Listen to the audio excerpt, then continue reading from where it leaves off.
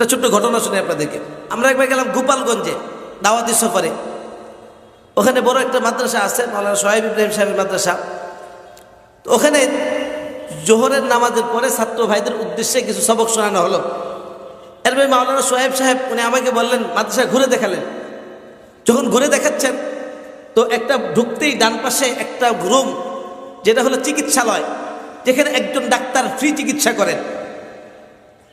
আর doctor সাহেব হলেন হিন্দু। উনি আমাকে বললেন, জুবাইর ভাই, আমাদের ডাক্তার সাহেব হিন্দু, আপনি যেহেতু এসছেন একটু দাওয়াত দিয়ে গেলে ভালো হয়। আমি বললাম, তাকে দাওয়াত দিন, ডাকুন।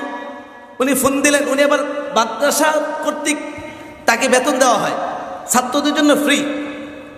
উনি ফোন দিলেন যে ভাই, আপনাকে একটু মাদ্রাসায় আসতে হবে, ঢাকা থেকে মেহমান আসছে, তো একটু আপনি আসেন। উনি ভেবেছেন যে ঢাকা থেকে কোনো মেহমান এসে অসুস্থ হয়ে গিয়েছেন, তাই আসতে বলেছেন। উনি অল্প সময়ের মধ্যে এসে হাজির হয়েছেন। তো আমি তাকে বললাম, আপনি দেরি করলেন কেন? বলে একটু মাঝরাত পেশ করলেন। পরে উনি আমার হাত ধরে ওনার চেম্বারে নিয়ে গেলেন। উনি ওনার চেয়ারে বসলেন, আর সামনে রুগীর চেয়ার আমাকে বসালেন। বসে ওনার পেটটা নিয়ে বললেন, ডাক্তাররা যা করে বলেন নাম। আমরা জুবাইর আহমদ, বয়স 38, কি সমস্যা? ব্যথা। কোথায়? অন্তরে। কেন? আপনার জন্য। আমার জন্য ব্যথা? উনিও খেয়াল করে নাই, তাহলে বলছে আমার জন্য ব্যথা। হ্যাঁ, আপনার জন্যই ব্যথা, এটাই কষ্ট, এটা আমার রোগ। এটা কেমন? আমি বললাম, দেখুন, আমি এই মাদ্রাসায় আসার পরে জানতে পারলাম আপনি অনেক ভালো একজন ব্যক্তি।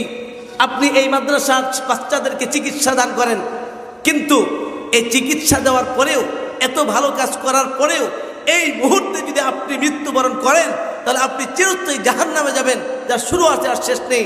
তা আমার এই অন্তরে কষ্টে ব্যথা যে আপনি এত ভালো মানুষ হওয়ার পরেও আপনি চিরকাল জাহান্নামে যাবেন, এটা হইতে পারে না। এই কষ্ট আমার অন্তরে, এটাই আমার ব্যথা, এটাই আমার রোগ। এখন উনি বলছেন, এই কথা কি ভগবান বলেছে? আমি বললাম, ভগবান বলতে কেউ নেই, তবে আল্লাহ বলেছেন। উনি বললেন, না, আল্লাহ তো আপনাদের, আমাদের ভগবান। আমি বললাম, না, আপনাদের মালিকের নাম আল্লাহ, আপনার মালিকের নাম ভগবান, ঈশ্বর, গড নয়, আল্লাহ। না না না, আপনাদের আল্লাহ, আমাদের ভগবান। আমাদের মুসলমানও কি তাই মনে করে? আম মুসলমান ভাইকে যদি জিজ্ঞাসা করি আল্লাহ কাদের, দেখবেন আম মুসলমান ভাইরা কি বলবে? আমাদের।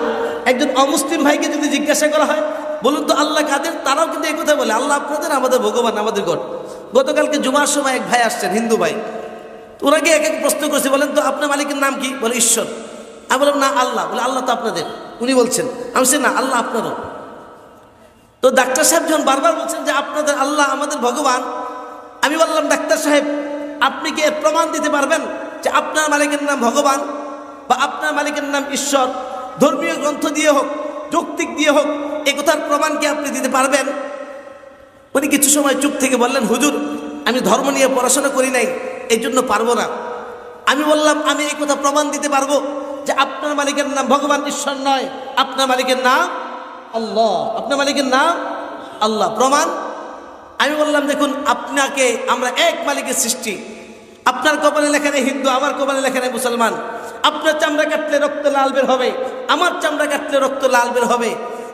আপনার মধ্যে আপনিও আদমের সন্তান, আমিও আদমের সন্তান। আপনার আমার মধ্যে বাহ্যিক যেমন কোনো পার্থক্য নাই, মালিকের মধ্যেও পার্থক্য নাই। আমরা এক জায়গা থেকে সৃষ্টি।